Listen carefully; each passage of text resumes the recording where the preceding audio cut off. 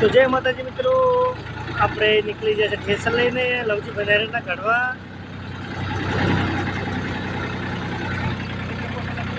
આ છે ઠેસર, લવજી બનારેના કાઢવાના છે.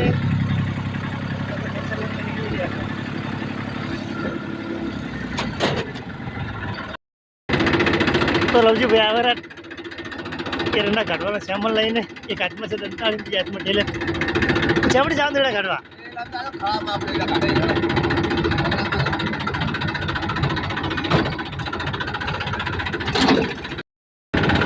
તો આપણે આવી જશે લવજી ભાઈના ખળામાં. લવજી ભાઈ બધી રેડી કરી તૈયારીઓ આજે લવજી ભાઈના ઘેરથી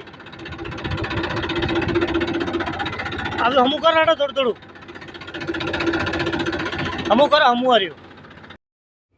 તો આપણે લવજીભાઈના ક્ષેત્રમાં ઠેસર કાઢવાનું ચાલુ કરી નાખ્યું છે. ઠેસરમાં એરંડા તો લવજીભાઈ ચડી જશે ઠેસર ઉપર, અને એમના છોકરો સંજય દોડીએ ભરીને નાખેરો.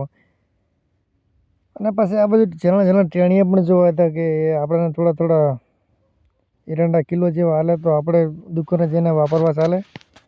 તો સંજયભાઈ તો મંડી પડે છે, દોડીએ જાતે ભરવાના જાતે. અને આ બાજુ તો લવજીભાઈના ઘેરથી દોડીઓ મેલીને ડાયરેક્ટ ઠેલી મોડી દીધી છે. એના મનમાં એવું કે દોડીઓ પડીને કુણ જાય ને કુણ નાખે. તો બોરીઓ સિલવાનું ચાલુ થઈ ગયું છે. ચલો છે ભાઈ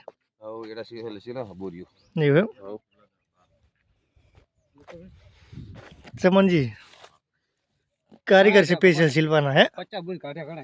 એવું એમ બાકી છે. ચેલા બાજી હવે ચલા બાજી એવું એમ.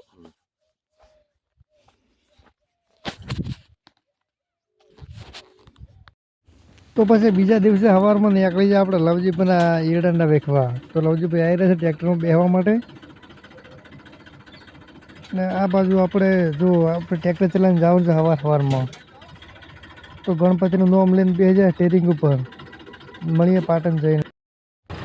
તો આપણે સવારની ઠંડીમાં મોઢે પહોંચી દીધું છે રૂમાલ, અને નીકળી જશે ટ્રેક્ટર લઈને.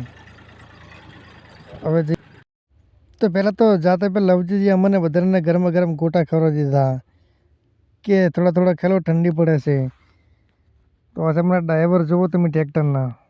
તમારા રાજ્ય આવી છે આ બાજુ કે તમે જોઈ શકો છો. લવજીભાઈ રાજના રેડ થઈ ગયા છે.